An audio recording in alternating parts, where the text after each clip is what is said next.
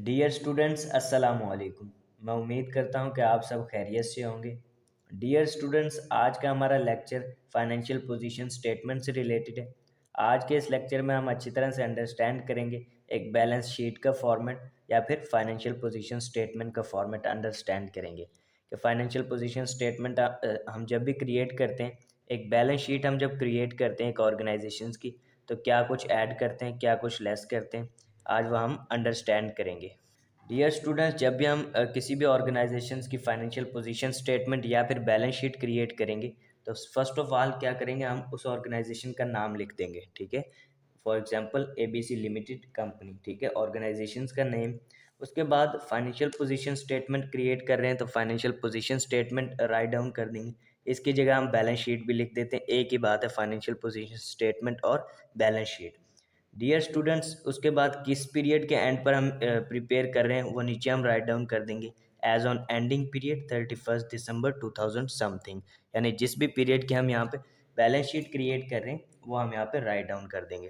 Dear students, अब क्या कुछ हम ऐड करेंगे, क्या कुछ हम लेस करेंगे एक फाइनेंशियल पोजीशन स्टेटमेंट या फिर बैलेंस शीट जब क्रिएट करेंगे। Dear student, first of all assets. Assets को हम लिखेंगे, इतने हमारे पास एसेट्स अवेलेबल हैं। एसेट्स दो किस्म के होते हैं, एक करंट एसेट्स और एक नॉन करंट एसेट्स।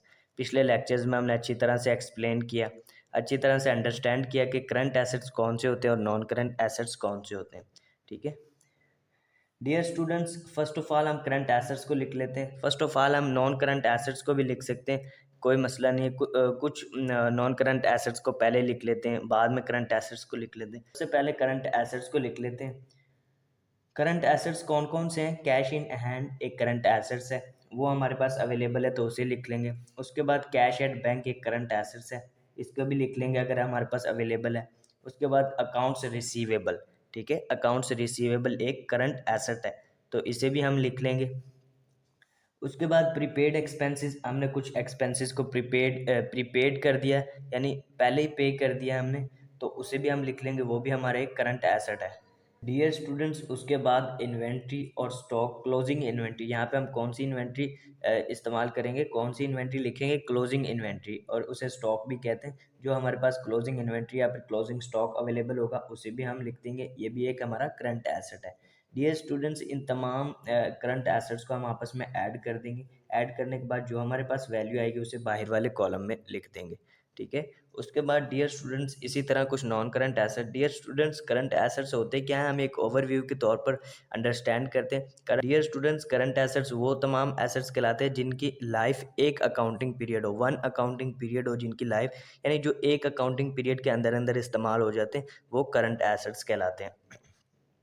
उसके बाद non current asset, non current assets क्या हैं? जिनकी life more than one accounting period हो। ठीक है, फिक्चर्स एंड फिटिंग्स एक नॉन करंट एसेट्स, अगर हमारे पास फिक्चर्स एंड फिटिंग अवेलेबल है तो उसे भी हम लिख देंगे।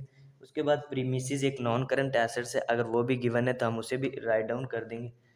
डियर स्टूडेंट्स, उसके बाद फर्नीचर्स नॉन करंट एसेट्स है। व्हीकल्स, व्हीकल्स अवेलेबल हैं तो वो भी एक नॉन करंट एसेट्स है। उसके बाद कंप्यूटर्स, कंप्यूटर भी एक नॉन करंट एसेट्स है। डियर स्टूडेंट्स, जो कुछ हमारे पास गिवन होगा, जो उनसे नॉन करंट एसेट्स हमारे पास गिवन होंगे, उसे हम उन तमाम को हम आपस में ऐड कर लेंगे और जो हमारे पास वैल्यू आएगी उसे बाहर वाले कॉलम में लिख देंगे। ठीक है डियर स्टूडेंट्स, अब इस नॉन करंट एसेट्स में करंट एसेट्स को हम ऐड कर देंगे आपस में दोनों वैल्यूज़ को, तो हमारे पास क्या आ जाएगी वैल्यू? टोटल एसेट्स हमारे पास आ जाएंगे।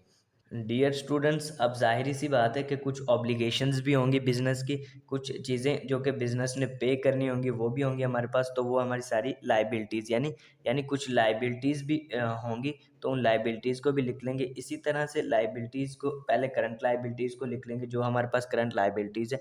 अब करंट लाइबिलिटीज़ कौन सी होती हैं? वो तमाम लाइबिलिटीज़ जिनकी payable limit one accounting period हो, यानी जो एक अकाउंटिंग पीरियड के अंदर अंदर हमें पे करनी हो, वो तमाम करंट लाइबिलिटीज़ कहलाती हैं। तो करंट लाइबिलिटीज़ कौन कौन सी, हम उन्हें भी एक दफ़ा देख लेते हैं।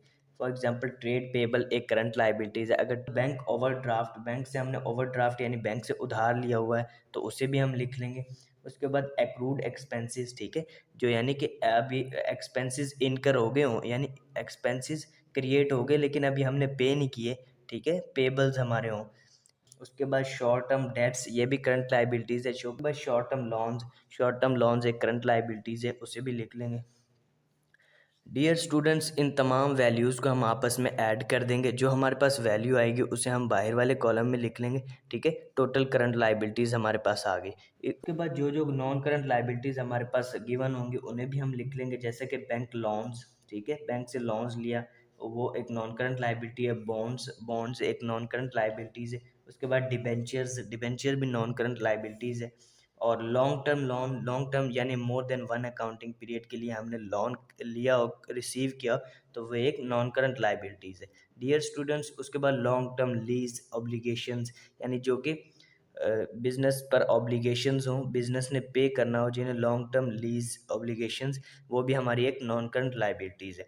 डियर स्टूडेंट्स, इन तमाम वैल्यूज़ को भी हम आपस में ऐड कर लेंगे। जो हमारे पास वैल्यू आएगी यानी टोटल नॉन करंट लाइबिलिटीज़ जितनी भी हमारे पास होंगे, उसे भी हम बाहर वाले कॉलम में लिख लेंगे।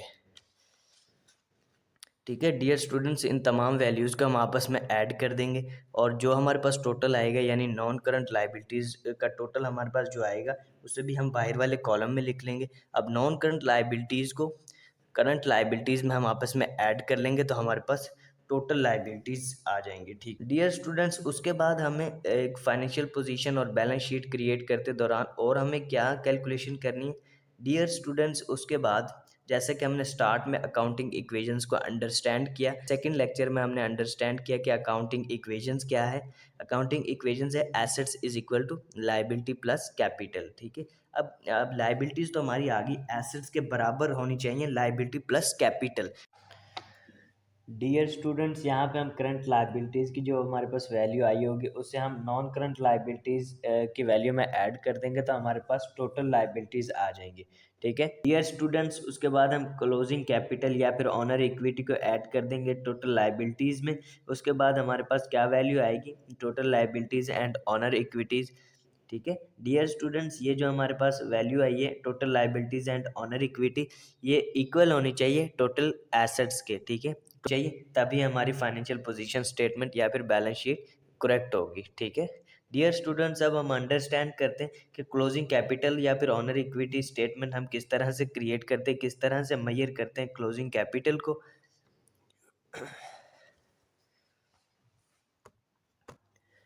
डियर स्टूडेंट्स, उसके बाद हम ऑनर इक्विटी स्टेटमेंट का फॉर्मेट भी अंडरस्टैंड करते हैं कि हम किस तरह से क्लोजिंग कैपिटल या फिर ऑनर इक्विटी मेजर करते हैं, यानी किस तरह से क्लोजिंग कैपिटल हम कैलकुलेट करते हैं। तो डियर स्टूडेंट्स, जब हम ऑनर इक्विटी स्टेटमेंट प्रिपेयर करेंगे तो फर्स्ट ऑफ ऑल हम कंपनी का नाम लिखेंगे, ऑर्गेनाइजेशन का नाम लिखेंगे।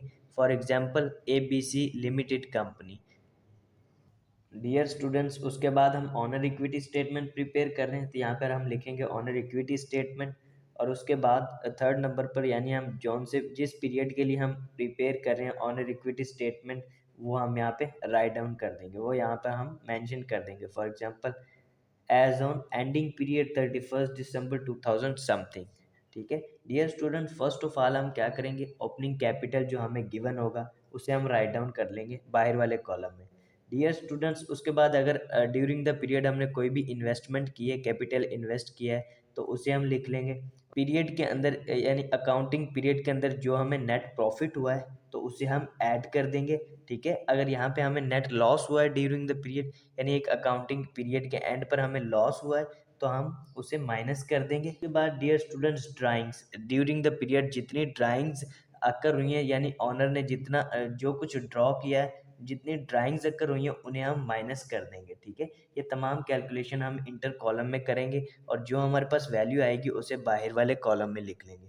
ठीक है डियर स्टूडेंट्स, इस जो हमारे पास वैल्यू आई इसे हम ऐड कर देंगे किसमें, ओपनिंग कैपिटल में। ठीक है, ओपनिंग कैपिटल में ऐड करने के बाद हमारे पास आंसर आएगा जो उसे हम नीचे लिख लेंगे, वो हमारे पास क्या आया, क्लोजिंग कैपिटल और ऑनर इक्विटी जिसे कहते हैं, वो हमारे पास आंसर आ गया। अब इसी वैल्यू को हम फाइनेंशियल पोजीशन स्टेटमेंट और बैलेंस शीट के अंदर उठा कर ले जाएंगे। ठीक है, वहाँ लाइबिलिटीज़ में ऐड कर देंगे इसे। इस तरह से हम एक फाइनेंशियल पोजीशन स्टेटमेंट या फिर बैलेंस शीट प्रिपेयर करते हैं।